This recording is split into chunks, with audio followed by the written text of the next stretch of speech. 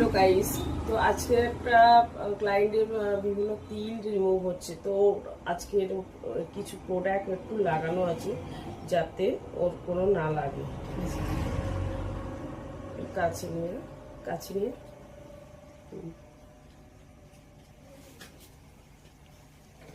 এগুলো একটু রিমুভ করব।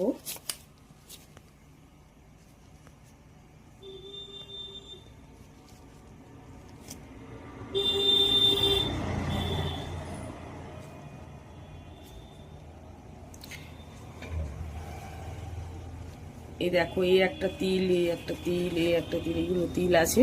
এই তিলগুলো রিমুভ হবে। তো রিমুভ করে আবার আসছি।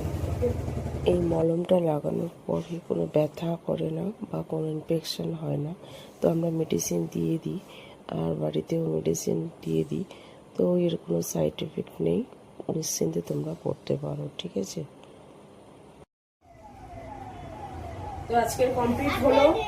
দেখো, তিলগুলো উঠে গেছে মোটামুটি। ঠিক আছে, এই একটা এই এই সবগুলো উঠে গেছে। তো তোমরা যারা এরকম প্রবলেম বুঝছো তাড়াতাড়ি চলে আসতে পারো। আর তবে এটা হচ্ছে তিল ইনস্ট্যান্ট তুলে দেওয়া হয়, কিন্তু যাদের নিচেকার দাগ আছে, যাদের স্পট পড়ে আছে, তাদের লেজারের সাহায্যে আরো ভালো কাজ হয়। তবে ধৈর্য সময় নিয়ে আসবে। অনেকে যারা বলছি যে কটা সিটিং লাগবে, 2-3 সিটিং লাগবে, তখন কি করছে, অনেকে কি করছে, একটা সিটিং নিয়ে যদি অফ করে দাও, তো সেক্ষেত্রে কি করবে, রেজাল্ট যতটা পাওয়ার কথা সেই রেজাল্টটা একটু প্রবলেম হয়।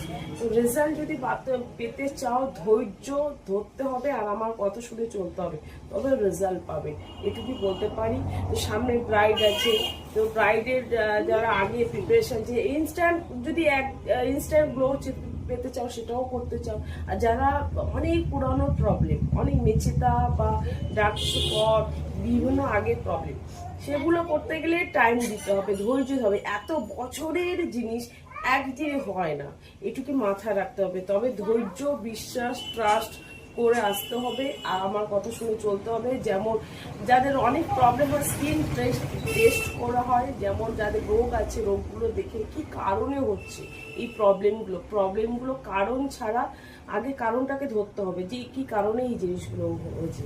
সেই প্রবলেমগুলো সলভ করে তারপরে আস্তে আস্তে আমরা ট্রিটমেন্ট, আস্তে আস্তে যেরকম আস্তে আস্তে পড়েছে তেমন আস্তে আস্তে ট্রিটমেন্ট করে কাজ একটা জায়গায় যেতে হবে, তাই না?